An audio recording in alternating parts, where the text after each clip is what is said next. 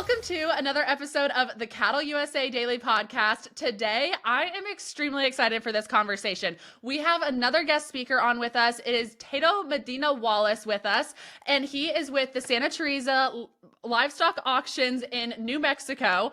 Teto, I am so excited to dive into our topic today. We were talking before we even got on here, and we got off on so many tangents and so many just likeness topics that we have between us and just all of the amazing things. So I know today's conversation is going to be really awesome. But for all of you listeners out there, Teto really has his hand both in Mexico markets and in the United States markets, and just really has a hand on both of the pulses there. We have an ever-evolving situation at the border, lots of things going on down there. So we're going to kind of talk about imports, markets, all of those things today, what all of it's going to kind of impact and look like, and just a little bit of that. But before we dive into that topic, could you please take it away, share a little bit about who you are, yourself, just what you do, all the things. Absolutely. And I first want to thank you for inviting me onto your program. It's really exciting to get these opportunities to talk to other folks through these podcasts. So thank you very much. Yes, I'm right here on the Mexico-USA border. In fact, I'm a stone's throw away from the actual border right now here at the auction. We're the only livestock auction that deals in international business. We only sell, specialize in cattle coming in from Mexico. Now, we're here in Santa Teresa, New Mexico. This is the largest border crossing for Mexican cattle into the United States. Last year and in previous years, more or less the average that are coming through this port are 600,000 head. So it's there's 11 ports across the border that we share with the United States and Mexico, yet this is the single most important one.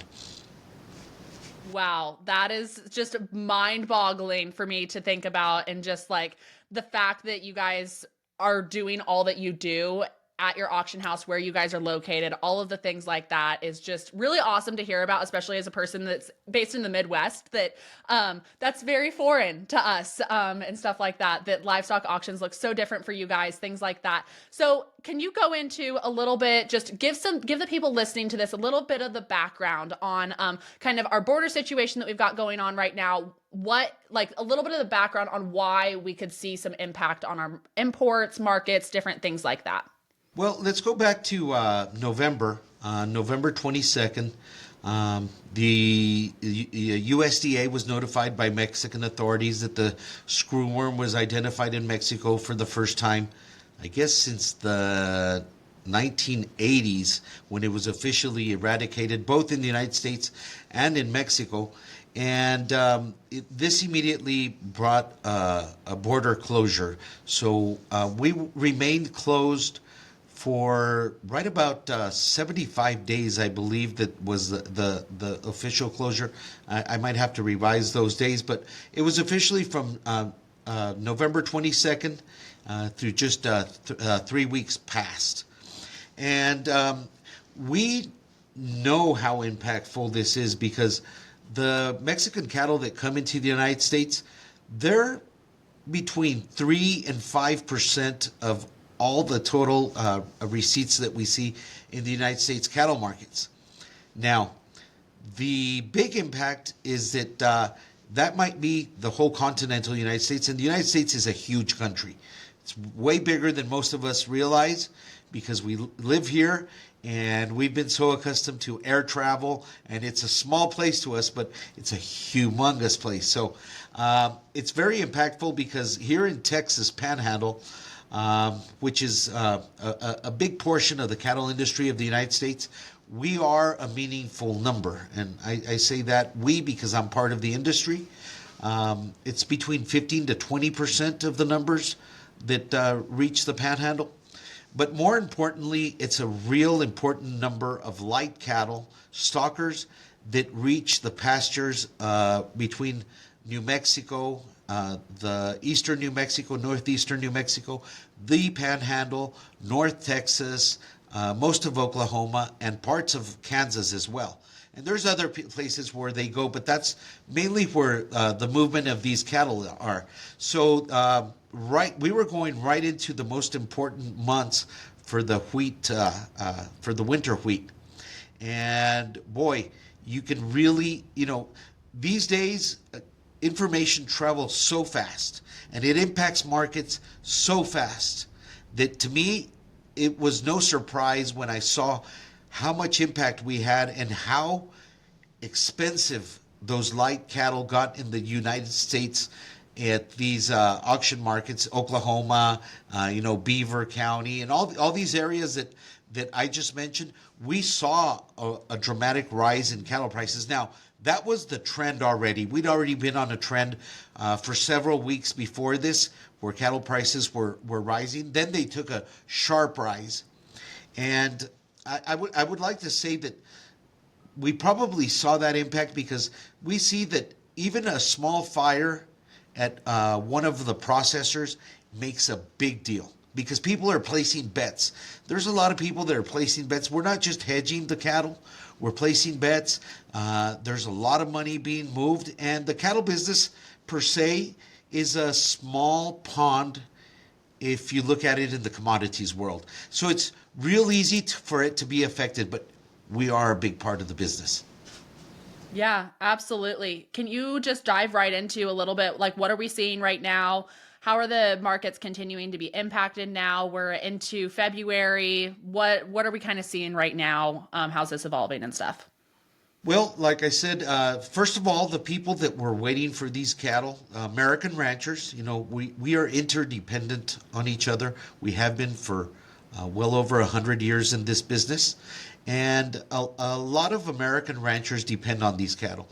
Now, when you don't find the cattle that you're looking for, your wheat is going to be completely gone to the wayside if you don't get some cattle on there. So it threw a curveball into the American part of the business, and people were fighting over cattle that were going to go to Nebraska or other states that were coming, and I am so glad for the ranchers that it impacted in a positive way. I really am.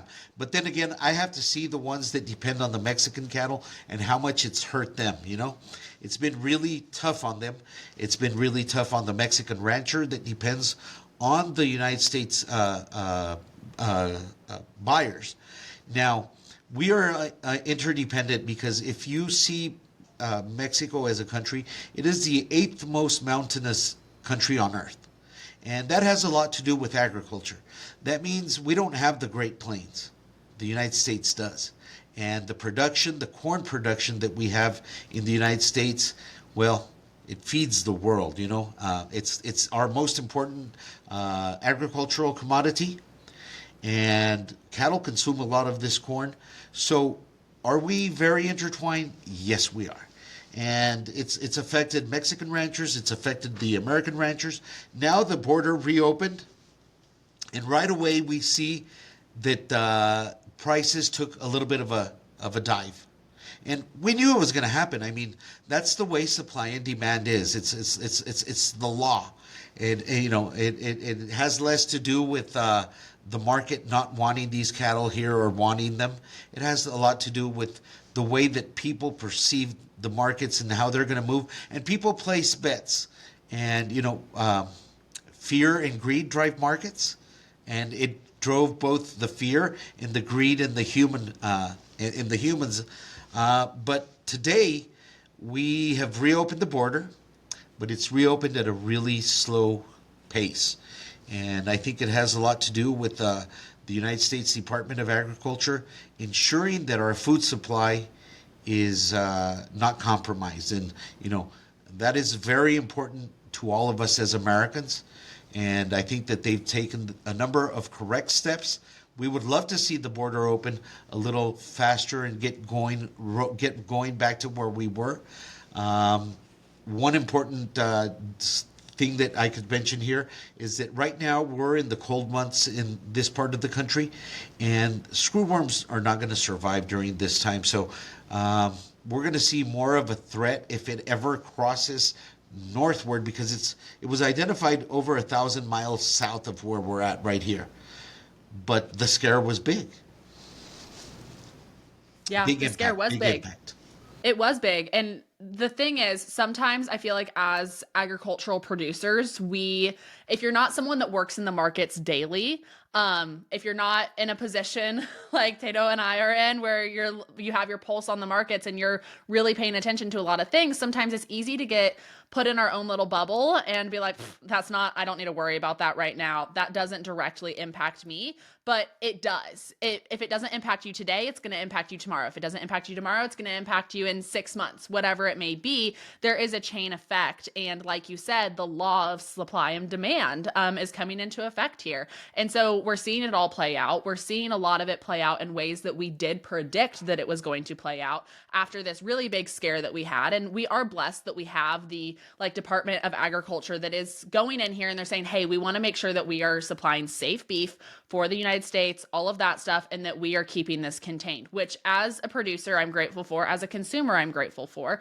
There are some things that maybe we could speed it up a little bit in certain situations, but at the same time, we have to look at it from a larger lens. Can you speak to maybe some of the producers that just are in that little bubble? They're like, this doesn't matter to me.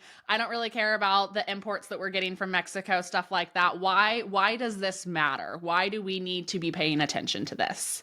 Well, to begin with, it matters for a whole host of reasons. But the first part of it is that, like I mentioned, this industry has been integrated for over a century. So we are a very important part of the American beef business. And, an American rancher can sit here and look at how the market played, went up and went back down, and they can say, blame it on Mexico. That's why I'm not getting the cattle prices that I should. And, in most instances, this would be something that most people wouldn't want to talk about. I'm not one of those people. I do want to talk about it because I think that it's really important. It's really important that we have a good, healthy supply of good beef to feed the United States population and our export markets. And for those that don't know, Mexico is a wonderful export market for beef. It's almost a perfect trade-off. There's always been a surplus going south. 24 was the first year that it was a surplus going the other way around. So we're not a threat as neighbors. And I say I'm an American, but I have Mexican roots, So, and there's another thing that's really important. You want to keep beef at a good price. And you want to keep beef at a good price because consumers will ultimately look somewhere else. And I was at a cattlemen's convention, and I was given the opportunity to speak. And I spent a lot of time speaking with a lot of the cattle people there. And boy, we found out that we're more the same than we are any different. We became really good friends. And I said, there is a point when cattle are going to get too expensive. And I think that this is the most important part. If cattle get too expensive, sure, it helps you this year. But what happens when people turn to chicken and pork? And they kind of shrugged. And I said, well, I'm not going to, I'm not here to criticize, but I'm at a cattlemen's convention. And yesterday I was given chicken. Does that mean that beef is too expensive? And we were very close to this market, and that's where we got to be careful. We can't just say, hey, blame it on Mexico for these prices. No, we've got a really good, robust cattle market. We've got a good industry. I truly believe that those that are doing their work to promote beef are doing a really good job. We have wonderful export markets. For the first time, if you really look at our industry, we have a trend of consumers wanting to buy the more expensive cuts more and more each day. I mean, they are interested in quality. So we're interested in producing quality too. And that's a trend that we're going to see the world is evolving into. Now, why is this important too? As the United States, as other countries, middle class incomes rise, the first thing that they're going to do is put more beef on their basket. And the beef that they like the most is that American corn fed beef. It is the most delicious. I know that that's not a fact, but it's a fact for me. And it's a fact for most Americans and most It's a people across fact the for board. us at Cattle USA. We believe in it. Absolutely. And I strongly believe it because that's what I want to put on my plate. And when I celebrate, I don't ever celebrate with anything else than with beef, whether it's at home or in a restaurant. Yes, you're not gonna catch us doing a pork loin for Christmas. We're gonna have a ribeye, or That's we're exactly gonna right. have something along those lines. So absolutely, I couldn't agree more. So, anyways, back to the markets. You know, it concerns me that we get back into the status quo, the way that it's never going to go back to where it was. We're going to be more careful, and I think that that is something that it's very productive for the industry. We want this industry to survive, and we want this industry to be looked at as an industry that cares about the food and the quality of food that we're sending to the supermarkets. So all this reaction has been done very carefully, very diligently.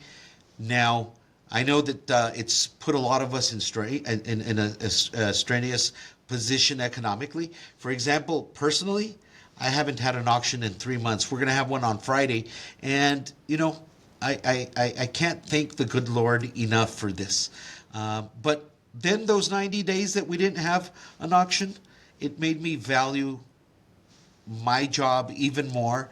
It gave me moments to really look at what I have and how important this is to my life. So it's not all lost. Sometimes, I say that when you win in life, win with humility. But if you ever think you lost, don't lose. Look at the situation and learn something from it, grow from it. And I think that that's going to happen to a lot of us, even though it does hurt us financially.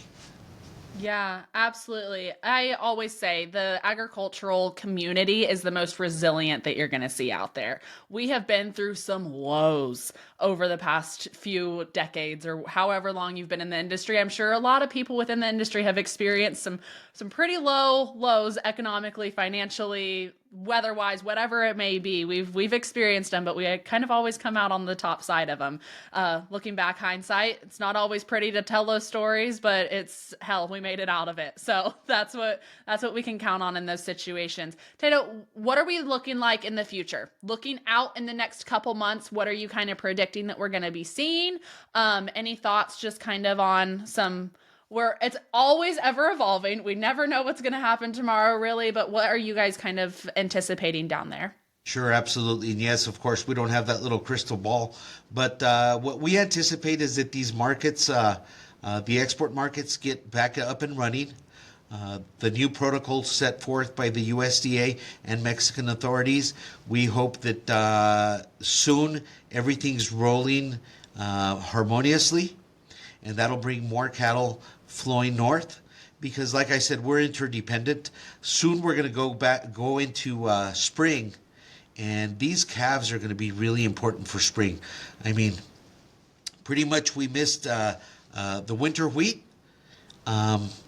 There's no going back on that. So what we're looking is to have a good spring, and probably we're going to be just selling heavier cattle than we're used to.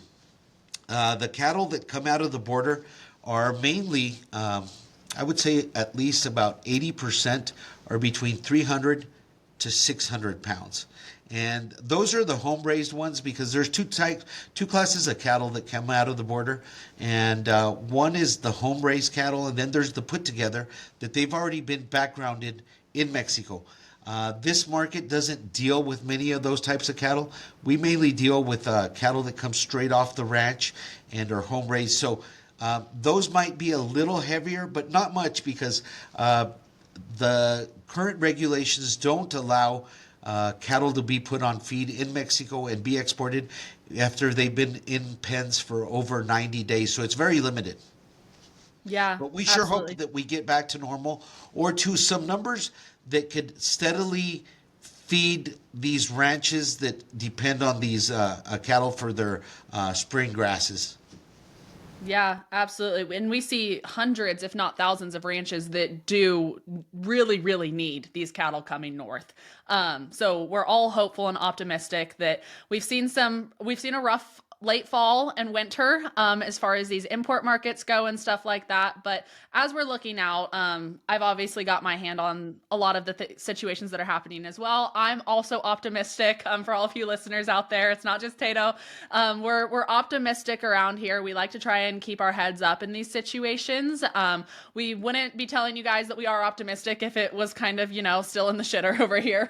We're hoping that things continue to look up as far as this stuff is going. For a lot of you producers in the Midwest and stuff like that, I hope that you guys were able to come into this conversation with Tato and I today and see how even if you're just a cow-calf producer, you're not backgrounding, you're not doing XYZ with feed yards and stuff, you're able to see kind of how the United States cattle market really depends on the Mexico-United States relationships that we've developed over recent years and stuff like that, and continue to see just like the involvement that American producers can continue to facilitate those relationships, things like that, what it looks like for us as American producers and stuff. So, Tato, thank you so much for your time today and for coming on to the podcast. I hope that this isn't the last time that we're going to be able to have an amazing conversation together. And to all of you listeners out there, catch us on another episode tomorrow. And if you have any questions for Tato or anything like that, please let us know. We can send those along and hopefully answer any all questions that y'all might have. So have a blessed rest of your day, y'all. I hope that you have a great week and the temperatures are starting to warm up wherever you may be. Have a good one, y'all. We'll see ya.